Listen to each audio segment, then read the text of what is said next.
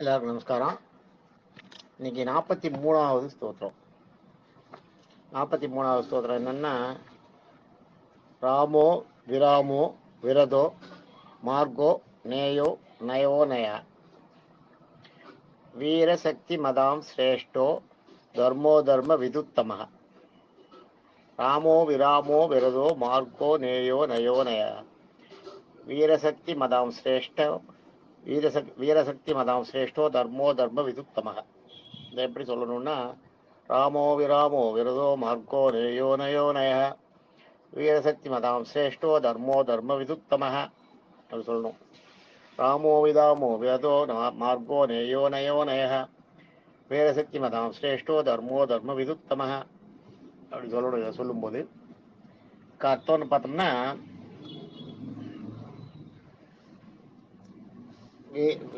ரான்னா பாவம், ராமோ விராமோ, ராமோ ரான்னா பாவம், மோன்னா போக்குறது. ராமோ அதான் ராமோன்றதுக்கு வந்து அர்த்தம் என்னன்னா, மிகப்பெரிய பாபங்களையும் போக்கக்கூடியவர். அதான் ராமோ. விராமோன்னா வெற்றியை ஈட்டி அடியார்களுக்கு மகிழ்ச்சியை கொடுப்பவர் விராமோ. அதாவது உங்களுக்கு வந்து பாவத்தை போக்கிட்டா உங்களுக்கு மகிழ்ச்சி வந்துடுறது இல்லையா, அதனால மிகப்பெரிய பாவங்களை போக்குறதுனால மகிழ்ச்சி கிடையாது. விராமோன்னா அது உங்களுக்கு அந்த மகிழ்ச்சிக்கு, உங்களுக்கு அந்த பாவங்கள் போனதுனால உங்களுக்கு மகிழ்ச்சி கிடைக்குது. அதான் விராமோன்றதுக்கு அதான் வெற்றியை ஈட்டி அடியார்களுக்கு மகிழ்ச்சியை கொடுப்பவர் விராமோ. இவர் என்ன சொல்றாரு, இது வந்து இப்ப நான் சொன்னது ஆதிசங்கரர் சொன்னது. இவர் சத்தியசந்தர் என்ன சொல்றாருன்னா, விராமோன்றதுக்கு விராமன்னா ஓய்வு, விராமோன்னா ஜீவாத்மாக்களின் இயக்கத்தை நிறுத்தி அவர்களுக்கு ஓய்வை கொடுப்பவர். இது ஆக்சுவலா இது இவர் சொன்னது, பராசரப்பட்டர் சொன்னது. விராமன்றதுக்கு வந்து ஓய்வு, விராமன்னா ஓய்வு, விராமோன்னா ஜீவாத்மாக்களின் இயக்கத்தை நிறுத்த, அதாவது அவங்களுக்கு அழிச்சு அவங்களுக்கு ஓய்வை கொடுப்பவர், ஜீவாத்மாக்களுக்கு முக்தியை கொடுப்பவர்னு அர்த்தம். இதுல பொதுவா அதான், அவ்வளவுதான். ராமோ விராமோ. அதே விராமன்றதுக்கு வந்து எல்லா ஜீவங்களையும் படைக்கப்பட்ட கடமை முடித்த பிறகு தன்னுள்ளே ஐக்கியப்படுத்திக் கொள்வோம். அதுதான் இவர் சொல்றது, பராசரப்பட்டர் சொன்னது. எல்லா ஜீவன்களையும் படைக்கப்பட்ட கடமையை முடித்த பிறகு தன்னுள்ளே ஐக்கியப்படுத்திக் கொள்ளுதுதான் விராமன்றார். சத்தியசந்த தீர்த்தர் தான் வந்து ஓய்வு, ஜீவாத்மாக்களுக்கு ஓய்வு கொடுப்போம். எல்லாம் சுத்தி பார்த்தா ஒரே மாற்றம் தான் வரும். விராமோ, ராமோ விராமோ. விரத விரதோன்னு இருப்பாங்க. ரதன்னா ஆசையுடையவர், ரதனாலே ஆசை, வெற்றி கொண்டவர். வீணா வெற்றி கொண்டவர். விரதோன்னா ஆசைகளை வெற்றி கொண்டவர். ரதன்னா ஆசை, வீணா வெற்றி, ஆசைகளை வெற்றி கொண்டவர். அதாவது ஆசை இல்ல, நம்ம மனசுல இருக்கிற இந்த ஜீவாத்மாக்களுக்கு ஆசைகள்லாம் கிடையாது, அதையெல்லாம் வெற்றி கொண்டவன் அர்த்தம். மார்கன்னா சிங்கம்னு ஒரு அர்த்தம். மார்கோன்னா சிங்க முகத்தை உடையவன். மார்கோன்னா சிங்க முகத்தை உடையவன். இன்னொன்னு இவர் என்ன சொல்றாரு, சத்தியசந்த, இது வந்து இப்ப நான் சொன்னது மார்கோன்றதுக்கு வந்து சிங்க முகத்தை உடையவன்றது வந்து ஆதிசங்கர் சொன்னது. சத்தியசந்த என்ன சொல்றாருன்னா, மார்க்கன்னா வழி, ஜீவாத்மாக்களுக்கு மோட்சத்துக்கு வழியை காட்டுபவன், தானே வழியா இருந்து வழி காட்டுபவன் அப்படின்னா மார்க்கன்றது. அந்த மாதிரி சொல்றேன், அது மாதிரி சொல்லிருக்கோம். மார்கோ சிங்கம்னு ஒரு அர்த்தம் மார்க்கன், அதனால சிங்க முகத்தை உடையவன் நரசிம்ம அவதாரத்தை சொல்றார். இவர் என்ன சொல்றாரு, சத்தியசந்த மார்க்கன்னா வந்து மார்க்கம் வழி காட்டுறது, மோட்சத்துக்கு வழிகாட்டுறவர்னு அர்த்தம். மார்கோ.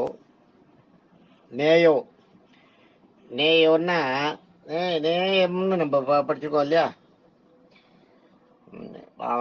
நேயம்ன்றது வந்து அந்த பாசம் மிகுந்து வருது, பாசம் மிகுந்து கட்டளையிடுறது, அந்த இது வருது உங்களுக்கு. அதான் அது மாதிரி நேயம்ன்றது ஆக்சுவலா சான்ஸ்கிரிட் வேர்டு. ஆனா தமிழ்ல நிறைய இடத்துல வந்து நேயம்ன்றதை யூஸ் பண்ணிருக்காங்க. நேயம்ன்றது சான்ஸ்கிரிட்ல ஒரு வார்த்தை. அது நீங்க குசேல பாக்கியத்துல பாத்தீங்கன்னா, குசேலர் வாசல்ல வந்து நின்ற உடனே அதை கேள்விப்பட்ட உடனே கண்ணன் வந்து என்ன, குசேலர் வந்திருக்காரு வாசல்ல வந்து, குசேலர் வந்து நிற்கிறான்றத வாய்க்காவலர் வந்து சொன்ன உடனே அதை என்ன சொல்லுவோம், ஆதி நாளில் இன்னோடு அருங்கலை கட்டுவானாம், முக்கம் நீண்ட நட்பு கொண்டவனாம்,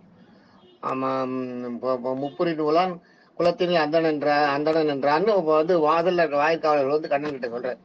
சொன்னோடனே அவருக்கு புரிஞ்சு போச்சு யாருன்னு. ஆதி நாளில் என்னோட அருங்கலை கற்றுலாம், நான் சின்ன வயசுலயே கூட வந்து இருந்து பாடங்கள்லாம் கத்துனவோம், குருகுலத்துல கூட இருந்தவன்றது. அவனை வந்து மாயால் இன்னோடு நீண்ட நட்பு பூண்டு கொண்டவனாம். முப்புரி நூலோன் புலத்தில் அந்த நாம்னு அதை வந்து சொல்லுவார் அந்த பாட்டு. அதை வந்து கேட்ட உடனே கண்ணனுக்கு தாயது வருகை கேட்ட தனி இளம் குழவி போன்று, அம்மா இல்லாத தவிச்சுட்டு இருக்கிற குழந்தை, அம்மா விட்டு போன அம்மா திரும்பி வந்த உடனே அந்த குழந்தை தாயது வருகை கேட்ட தனி இளம் குழவி போன்று, தனியா இருக்கிற குழந்தை மாதிரி நேயமிக்கு உடையவனாகி, மனசுல வந்து நேயம், அதுதான் இந்த இடத்துல நேயன்றது சொல்ல. நேயன்றது நேயம்னா மனசுல வந்து அந்த அன்பு, அந்த இடத்துல அந்த அம்மா வந்து கொஞ்ச நேரம் அம்மா விட்டுட்டு போன அம்மா குழந்தைக்கு திரும்பி வந்தோடனே அந்த குழந்தை ஓடி வரும் பாருங்க ஆசையோட, அதுதான் நேயம். அந்த மாதிரி ஓடி வந்தாராம் கிருஷ்ணன் கூட்டத்துக்கு. நேயமிக்குடையவனாகி நெஞ்சினில் உவகை பூப்ப, நெஞ்சில வந்து மகிழ்ச்சி தானா உள்ளுக்குள்ள பொங்குறதான். பொங்கிட்டு இவர் வந்து வாய்க்காவலர்களை சொல்றாரு, போய் அழைத்திடுமே நின்று, போய் அழைத்திடுமே நின்று, போய் அழைத்திடுமே 3 தடவை சொல்றாராம் கிருஷ்ணனே. சொன்னதோட இல்ல, அவரே சிங்காசனத்தை விட்டு இறங்கி கூட ஓடி வராராம் வாய்க்காவலருடைய. அது அப்புறம் குசல பாக்கியனை பேர் சொல்ற மாதிரி ஒரு சூழ்நிலை வந்ததுன்னா அப்ப நான் சொல்றேன். இந்த பாட்டு கூட எனக்கு இந்த பாட்டு கரெக்ட் ஞாபகம் வந்துடுது. அந்த பாட்டுல ஏதோ ஒரு வரி தடுக்கிறது. ஆதி நாளில் இன்னோட அருங்கலை கொற்றுள்ளானாம், அந்த நடுவில் ஒரு வரி போயிட்டு, முக்கிய நீண்ட நட்பு பூண்டு கொண்டவனாம், மறையோர் குலத்தவனாம், பேரை குசேலன் என்று ஏம்பினானேன்னு முடியாது. தரையோர் குலத்தவனாம் பேரை குசேலன் என்று ஏம்பினானேன்னு வரும் அந்த பாட்டு. நான் சொல்றேன், அப்புறம் ஞாபகம் வரும்போது சொல்றேன். அந்த மாதிரி நேயன்றது வந்து அந்த மாதிரி அந்த அப்படியே அப்படி இது வருது, அப்படி துடிச்சு வர பார்த்தீங்களா, அந்த மாதிரி இருக்க ஜீவாத்மாங்க தன்னை நேசிக்கும் அடியார்களுக்கு கட்டளை இடுவோம். அதான் நேய.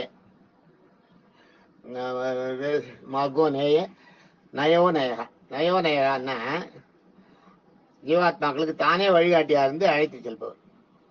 நயோ நயகான்றது வந்து ஜீவாத்மாக்களுக்கு தானே வழிகாட்டியா இருந்து, நயன்னா வழிகாட்டி, நேயோன்னா அந்த அன்பு மிகுந்து கட்டளையிடுறது, தன்னை நேசிப்பவர்களுக்கு கட்டுறது. நயன்னா வழிகாட்டுறது, ஜீவாத்மாக்களுக்கு வழிகாட்டுவர். நயோ நயகா.